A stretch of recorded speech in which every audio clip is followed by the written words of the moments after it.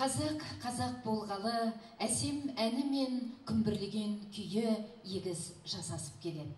Әйгілі ақын Жұмекен Нәжмедденов үн төгілді түрленіп, көк жауһардан кетті аумай. Мұңдылығы жоқтаудай, жарқындығы күлкідей, ащылығы шындықтай, тәттілігі шабыттай, жеңілдігі көбіктей, ауырлығы табыттай деп күй құдіретін ғажайып суреттеген.